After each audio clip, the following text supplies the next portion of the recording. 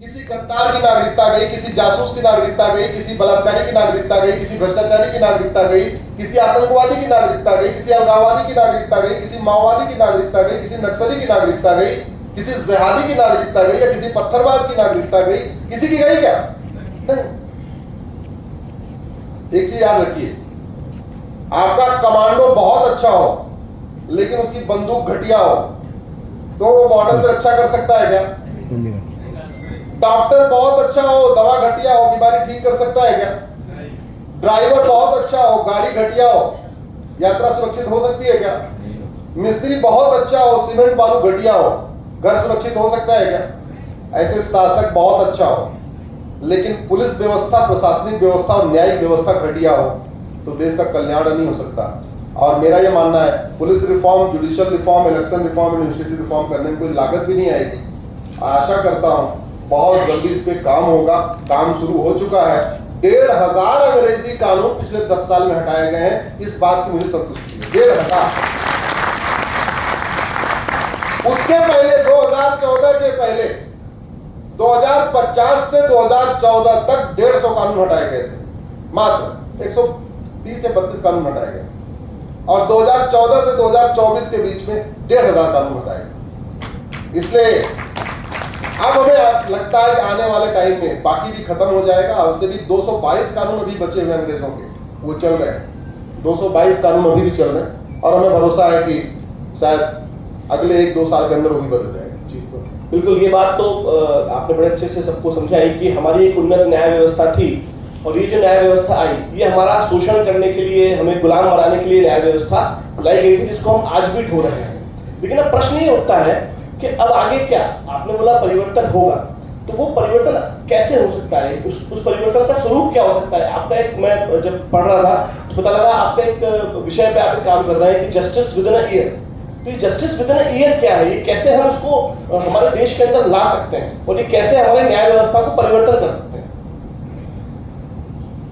Justice with in year कैसे आएगा और जस्टिस विद इन ईयर का लाभ क्या होगा, ये आपने बहुत ही इंपॉर्टेंट सवाल पूछा। आएगा कैसे, पहले मैं वो आपको बताता हूं। आप में से कितने लोग फेसबुक यूज करते हो? हाथ उठाओ जरा। सब लोग यूज करते हैं। एक काम करो, 5-5 हजार फेसबुक फ्रेंड बना लो और रोज लिखना शुरू करो, हमें जस्टिस विद इन ईयर चाहिए। लिखना शुरू करो। क्या क्या फायदे होते हैं वो मैं बताने जा रहा हूं, इसको भी लिख देना। आपको डिमांड करनी पड़ेगी। याद रखिए, राजतंत्र में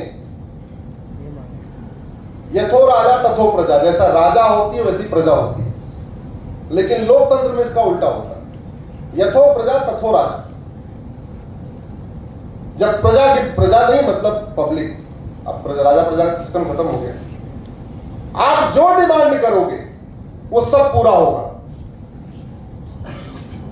लेकिन डिमांड कैसे फैलाई जाए? भाई एक तरीका तो सड़क जाम कर लो, हाईवे पे बैठ जाओ। अभी दिल्ली में हाईवे जाम हो रखा है, हम लोग आना जाना मुश्किल हो रखा है, आपने देखा ही होगा।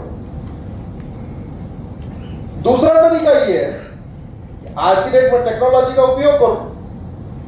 आपको जो विषय बना ठीक लगता है उसको फेसबुक पे लिखना शुरू करो, अपने वीडियो बना के डालो। अपने वीडियो नहीं बनाना चाहते हो, जिसका वीडियो अच्छा लगता है उसका वीडियो डाल दो। हमारा वीडियो ठीक लगता है, हमारा वीडियो अपने फेसबुक पे डाल दो, कुछ उस पर लिख के डालो। कम से कम पता, समाज को पता होना चाहिए कि डिमांड क्या है।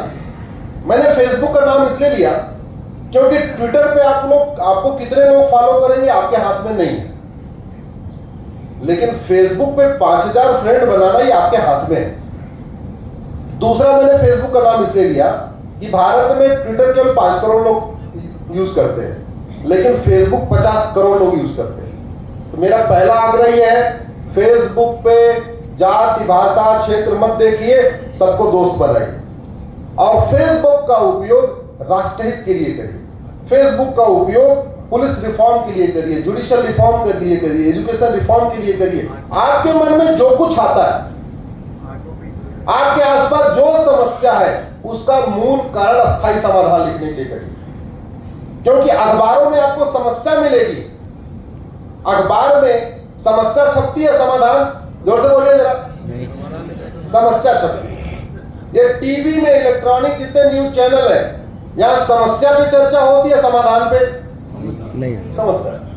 आप कोई सा चैनल खोल लीजिए, शाम को 5 से लेकर रात 10 बजे तक केवल और केवल समस्या पे चर्चा होती रहेगी। समस्या पे तू न मैं, आरोप प्रत्यारोप, नूरा कुश्ती बतौलेबाजी चलेगी। आपका 40 मिनट का पूरा शो खत्म चला जाएगा, आपको समाधान नहीं मिलेगा।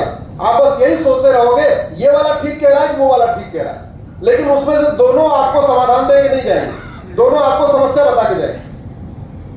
समाधान आपको ढूंढना पड़ेगा। और मुझे पूरा विश्वास है जिस तरीके से लोग सोशल मीडिया का यूज शुरू किए हैं, खासतौर फेसबुक का, वो समय आ गया है कि फेसबुक पे लिखी हुई बातों बहुत गंभीरता से लिया जाए।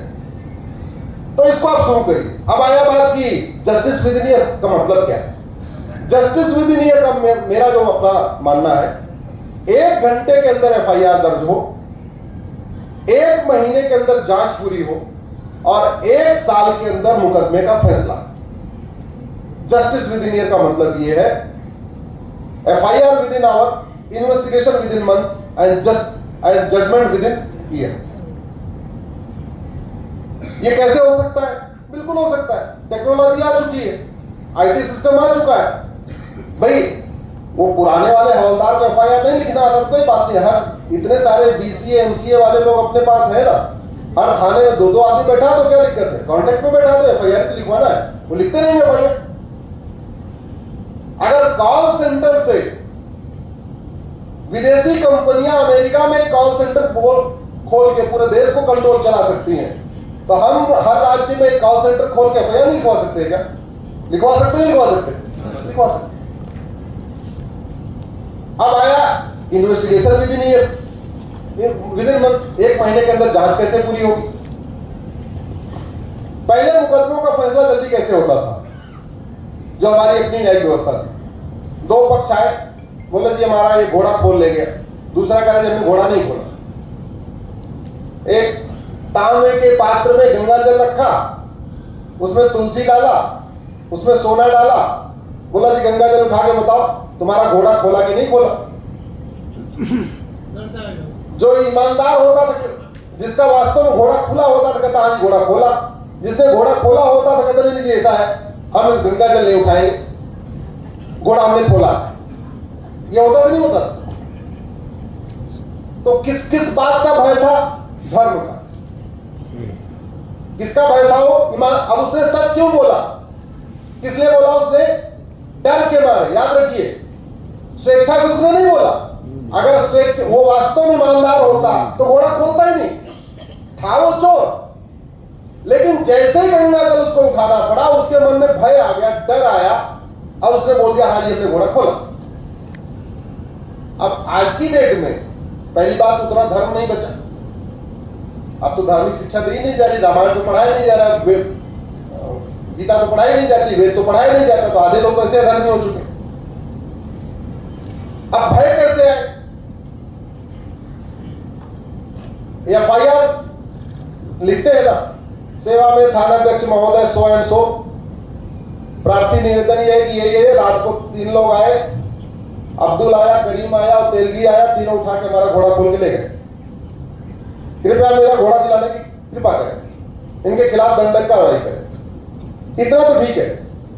अब उसी में नीचे लिख दिया जाए, ये जो ऊपर मैंने बात लिखी है ये सच लिखी है, और इसके लिए मैं अपना नार्को टेस्ट, पॉलीग्राफ टेस्ट और ब्रेन मैपिंग कराने के लिए तैयार हूं। इतना उससे अंडरटेकिंग और ले लिया जाए।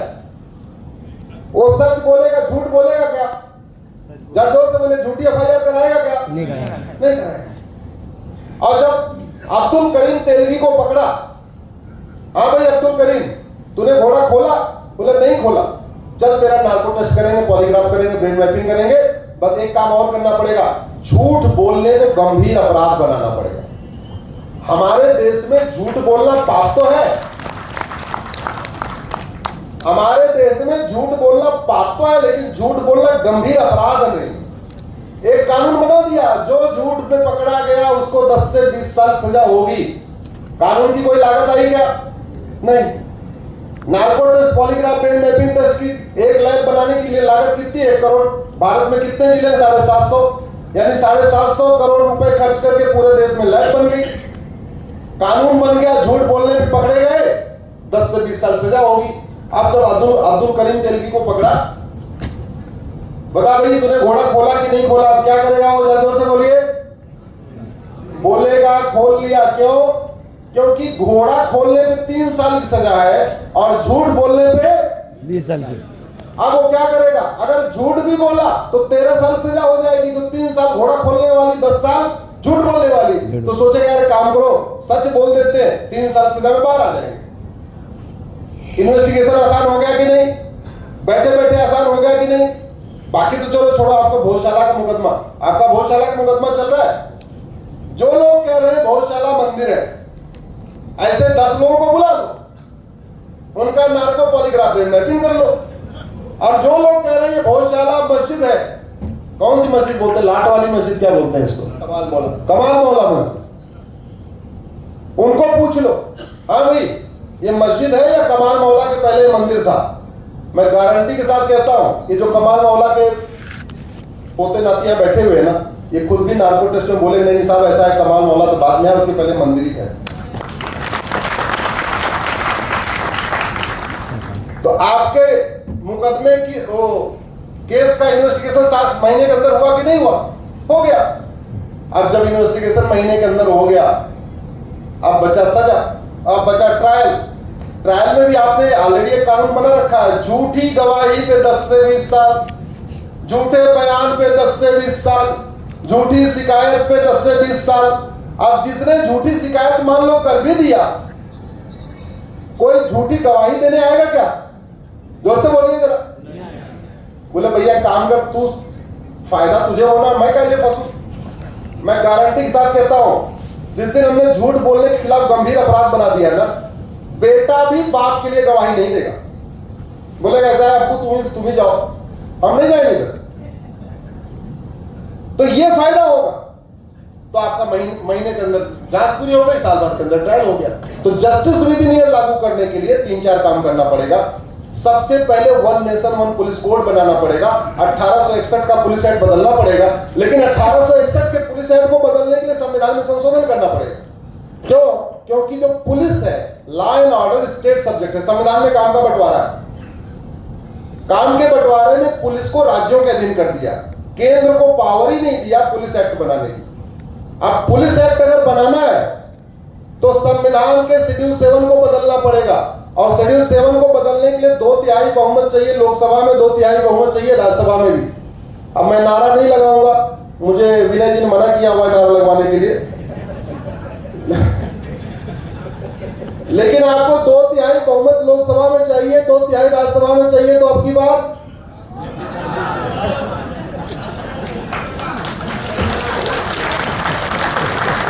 आपने बड़े अच्छे से इस पूरे विषय को